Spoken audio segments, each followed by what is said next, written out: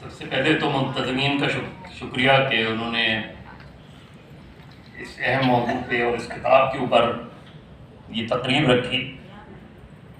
ویسے بھی ہمارے یہاں کتاب پڑھنے کا رجحان بہت کم ہے، اور پھر اتنی ضخیم کتاب جو ہے، مجھے نہیں پتا کہ یہاں بیٹھے ہوئے ہال میں کتنے لوگوں نے یہ کتاب پڑھی ہے اور کتنے لوگ یہ کتاب پڑھیں گے۔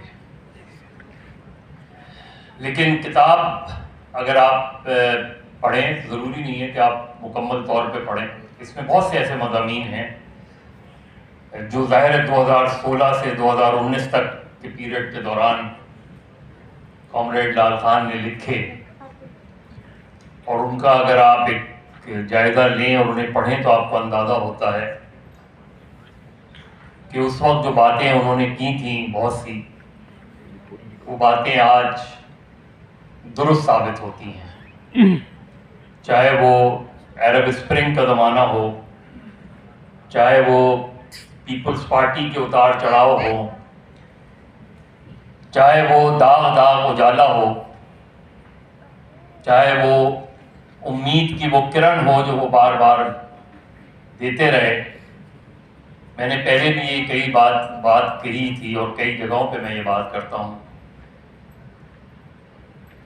کہ میرے لیے شخصیت اہم نہیں ہوتی، میرے لیے نظریہ اہم ہوتا ہے، اور اس نظریے کے ساتھ جو شخص کاربند رہتا ہے وہ اہم ہوتا ہے، اس لیے کہ نظریہ زندہ رہتا ہے، لوگ آتے جاتے رہتے ہیں، آپ نے اس نظریے کے ساتھ اپنے آپ کو جڑے رکھنا ہوتا ہے۔ آج اس شہر میں 3 پروگرام ہو رہے ہیں۔ ایک یہ تقریب ہے، ایک کراچی پریس کلب میں حبیب جالب کی تقریب ہے، اور اس کے درمیان ایک تقریب ہے جو آئین کے اوپر ہو رہی ہے سندھ اسمبلی میں، اور جس اسمبلی میں ہو رہی ہے اس اسمبلی کی قرارداد کی بنا پہ یہ پاکستان وجود میں آیا۔ ابھی آپ نے پچھلے چند ہفتوں میں سپریم کورٹ میں بہت دیکھا ہوگا کہ یہ بات بہت کی گئی کہ آئین نے ہمارے دروازے پر دستک دی ہے۔ حالانکہ تھوڑا سا جائزہ لیں تو آئین وہ ساحل ہے جو اس دروازے پہ مسلسل بیٹھا ہوا ہے، لیکن کوئی اس کو اندر آنے کی اجازت نہیں دیتا، ورنہ تو شاید اس ملک میں آج کوئی تالِ آزماں آیا ہی نہیں ہوتا۔ اس میں ایک بڑا اہم مضمون ہے لال خان کا، وہ کراچی کی سیاست کے حوالے سے ہے، اور انہوں نے جو اس کے آخر میں لکھا ہے میرے نقطۂ نظر سے کہ یہ تعصبات اس صورت میں ختم ہوں گے جب کراچی پھر سے اس محنت کش طبقے کا شہر بنے گا جس نے اسے تعمیر کیا اور روشنی بخشی ہے۔ یہ محنت کش عوام ایک نئی انقلابی تحریک میں اتر کر ہی کراچی کو سرمایہ کے خونی پنجوں سے آزاد کرائیں گے۔ اب بظاہر یہ دیکھیں تو یہ سینٹنس لگتا ہے، لیکن اگر آپ کراچی میں مزدور تحریک کا جائزہ لیں اور جس طریقے سے مزدور تحریک کو تقسیم کیا گیا جماعتوں کے درمیان، طبقوں کے درمیان، اس سے سب سے زیادہ نقصان بائیں بازو کی سیاست کو ہوا، یعنی پولیٹیکل پارٹیز کے ونگ بنا دیے گئے، اور جب ٹریڈ یونین میں سیاسی جماعتیں اپنا ونگ بناتی ہیں تو اس سب سے زیادہ نقصان ٹریڈ یونین موومنٹ کو ہوتا ہے، کیونکہ سب جماعتوں کے اپنے اپنے ونگز ہوتے ہیں تو پھر اپنے اپنی پالیٹکس ہوتی ہے۔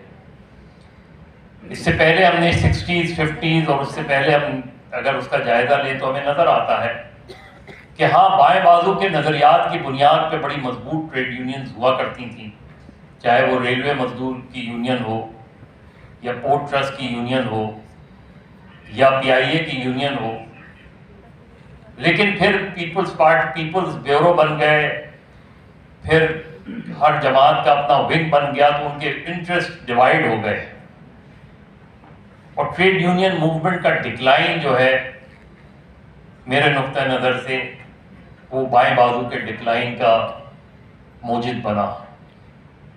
ورنہ ٹریڈ یونین اگر زندہ رہتی، مضبوط رہتی، اور آج بھی اس کی ضرورت ہے. آج جب ہم لال خان کی پر گفتگو کر رہے ہیں، ان کے مضامین پہ گفتگو کر رہے ہیں، اگر آپ اس کا جائزہ لیں تو آپ کو اندازہ ہوتا ہے کہ آج بھی سب سے بڑی اس وقت ضرورت اسی بات کی ہے کہ ہم اس کو منظم کیسے کرتے ہیں، دوبارہ کیسے منظم کر سکتے ہیں. آج تو اس سے زیادہ مسائل ہیں جتنے آج سے 20 25 30 40 سال پہلے تھے. پہلے مستقل مزدور ہوتا تھا، آج ٹھیکیداری سسٹم جو ہے اس نے مزدوروں کو جکڑ لیا ہے. آج تھرڈ پارٹی کانٹریکٹ نے اس کو جکڑ لیا ہے. آج وہ کسی فیکٹری میں کام کرے یا کسی اخبار میں کام کرے یا کسی چینل کا حصہ ہو، اس کو پہلے یہ انڈر ٹیکنگ دینی ہوتی ہے کہ وہ کسی ٹریڈ یونین ایکٹیویٹی میں حصہ نہیں لے گا، اور اس کے خلاف وہ ریزسٹنس نظر نہیں آتی، اس کے خلاف وہ احتجاج نظر نہیں آتا. اس کے خلاف ہم نے کبھی بھی مزدوروں کو اس طریقے سے اکٹھا کرنے کی کوشش نہیں کی جو ان کے بنیادی حقوق کو سلب کرتا ہے. آج جو لوگ آئین کی بالادستی کی بات کرتے ہیں، جو لوگ جمہوریت کی بات کرتے ہیں، ان کے حصے میں جب حکومت آتی ہے تو ان سے غاصب حکمراں کوئی نہیں ہوتا. وہ وہی قوانین استعمال کرتے ہیں جو کلونیل دور کے ہیں. وہ آج بھی 1860 کا 124A بغاوت کا مقدمہ آج بھی استعمال کیا جاتا ہے. آج بھی 1889 کے قوانین استعمال کیے جاتے ہیں، آج بھی 1912 کے قوانین استعمال کیے جاتے ہیں، آج بھی 1935 کے قوانین استعمال کیے جاتے ہیں. تو آج اگر آپ نے لال خان جیسے کامریڈ کا مشن آگے رکھنا ہے تو آپ نے کرنا کیا ہے؟ کیا محض نعرہ لگا کے میں وہ چیز اچیو کر سکتا ہوں؟ یہ بڑی اچھی بات ہے کہ اتنے لوگ، غنیمت ہے یہاں 2-4 بیٹھے ہیں،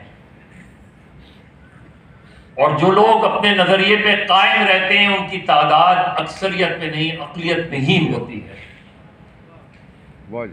اس لیے کہ وہ مضبوطی سے وہ آج کے بدلتے ہوئے حالات سے کمپرومائز نہیں کرتے جس طرح لال خان نے نہیں کیا. ورنہ تو وہ بہت بہتر زندگی، جس طرح ڈاکٹر جعفر نے کہا تھا، وہ بہت بہتر زندگی کی طرف جا سکتے تھے. میڈیکل پروفیشن میں بھی رہ کے لوگوں نے اسٹرگل کی ہے. آج بھی بہت سے لوگ ہیں جو اس نظریے پر قائم ہیں اور اس نظریے پہ قائم رہ کے وہ اپنے آپ کو سوسائٹی کے لیے، معاشرے کے لیے بہت بہتر کام کر رہے ہیں، جیسے ڈاکٹر ادیب الحسن رضوی ہمارے سامنے ہیں. ایسی مثالیں آپ کو بہت ملیں گی. لیکن انہوں نے پیورلی پالیٹکس کے ساتھ اپنا رشتہ جوڑ کے، اور وہ بھی ایسی سیاست کہ جو آپ کو پارلیمنٹ کی طرف نہیں لے جاتی، وہ بھی ایسی سیاست جو آپ کو حکمرانی کی طرف نہیں لے کے جاتی، وہ بھی ایسی سیاست جو بظاہر ایک غیر مقبول سیاست نظر آتی ہے. آج آپ سوشلزم کا نعرہ لگے تو آپ پہ طرح طرح کے فتوے لگ جاتے ہیں. آج آپ کمیونزم کی بات کریں تو تانے دیے جاتے ہیں. یہ جانے بغیر کہ ہر نظریہ ختم ہو سکتا ہے، ایک نظریہ کبھی بھی نہیں ختم ہو سکتا، اور وہ یہ کہ کون سی سمت درست ہے اور کون سی سمت غلط ہے. اور ہمیں یہ نظر آتا ہے کہ وہ جو سمت تھی کسی ملک کے ختم ہونے سے، کسی بظاہر آپ کو نظر آتا ہے کہ سوویت یونین ٹوٹ گیا، بظاہر نظر آتا ہے کہ کمیونزم ختم ہو گیا، لیکن آج بھی پسے ہوئے طبقات کی اگر کوئی امید نظر آتی ہے تو وہ اسی نظریے کی طرف دیکھتے ہیں. وہ انتظار کرتے ہیں اس لمحے کا کہ کوئی تو ایسا ہوگا، کوئی تو پرچم لے کے نکلے اپنے گریباں کا جانب، چاروں جانب سناٹا ہے، دیوانے یاد آتے ہیں. تو اس کے ساتھ جڑے رہنے کا سب سے بہتر طریقہ یہی ہے کہ آپ جس طبقے کو ریپرزینٹ کرتے ہیں. آپ نے اگر سوشلسٹ آئیڈیالوجی کو آگے بڑھانا ہے،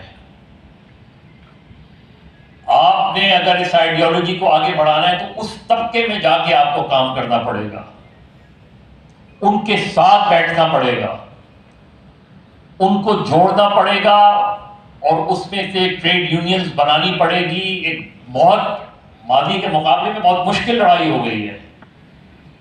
ہمیں اپنے کمیونٹی میں نظر آتا ہے کہ آج صحافیوں کی یونین کو ختم کر دیا گیا ہے، تقسیم کر دیا گیا ہے.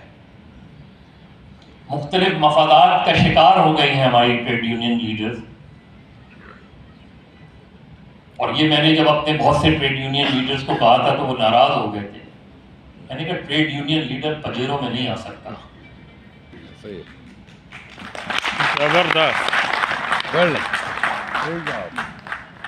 اور ہمارے یہاں چاہے آپ بینکنگ سیکٹر میں دیکھ لیں، چاہے آپ دوسرے سیکٹرز میں دیکھ لیں، ہم نے نئے ٹریڈ یونین لیڈرز پیدا ہی نہیں کیے. ہم نے ٹریڈ یونین لیڈرشپ کو بھی اسی طریقے سے آگے بڑھایا جس طریقے سے موروثیت کی سیاست آگے بڑھی ہے.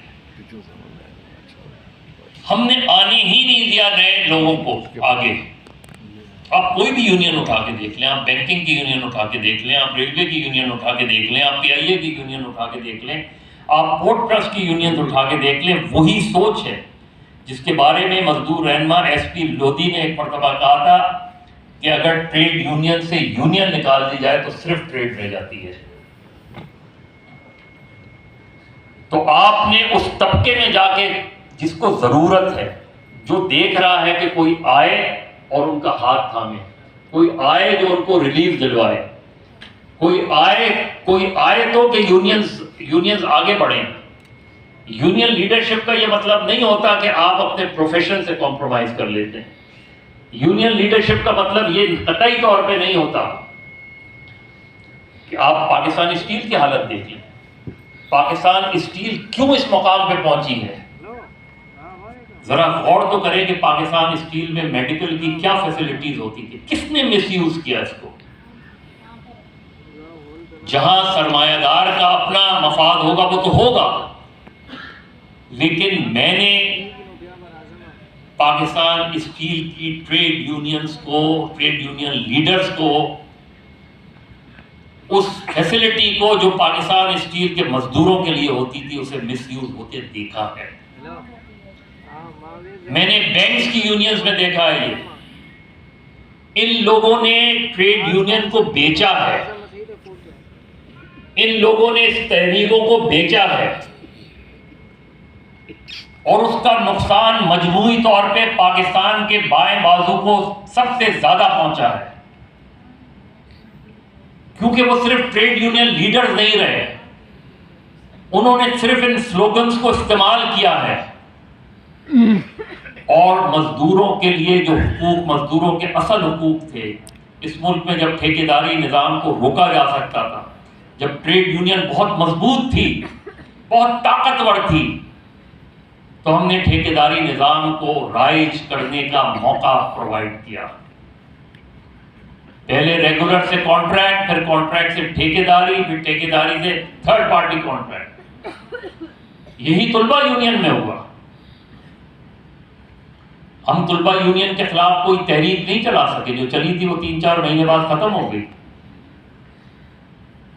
یہ جتنی بھی بورژوا پولیٹیکل پارٹیز ہیں، اوپر سے لے کے نیچے تک دیکھ لیں، سب جمہوریت کا راگ الاپتے ہیں، لیکن کسی ایک آج بھی اگر ٹریڈ یونین، پیپلز پارٹی کی گورنمنٹ کتنی مرتبہ رہی ہے، باقی گورنمنٹس تو چھوڑ دیں، 20 سال، آج بھی سندھ میں پیپلز پارٹی کی گورنمنٹ پچھلے 15 سال سے ہے.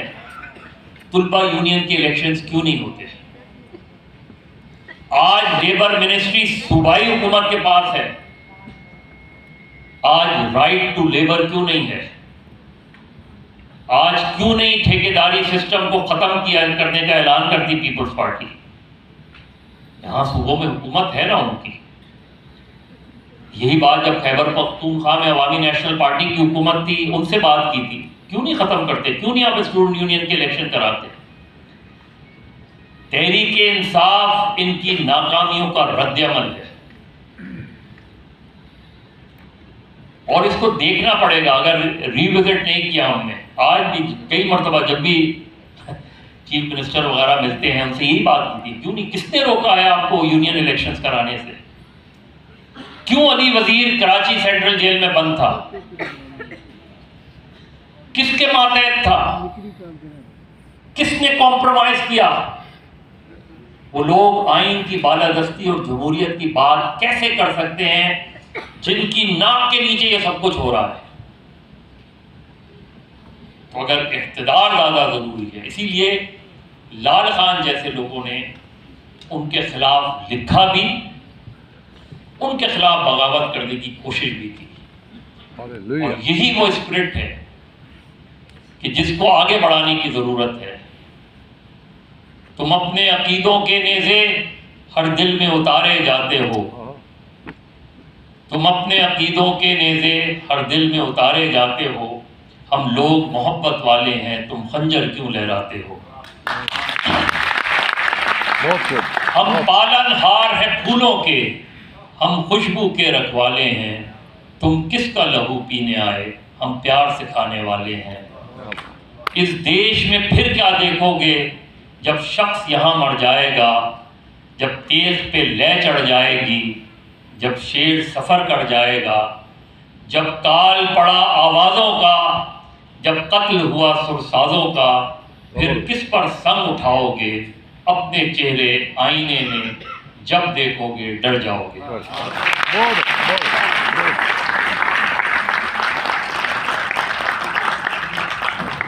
جب دھرتی کروٹ بدلے گی، جب قید سے قیدی چھوٹیں گے، جب پاپ گروندے پھوٹیں گے، جب ظلم کے بندھن ٹوٹیں گے، اس صبح کو ہم ہی لائیں گے، وہ صبح ہم ہی سے آئے گی۔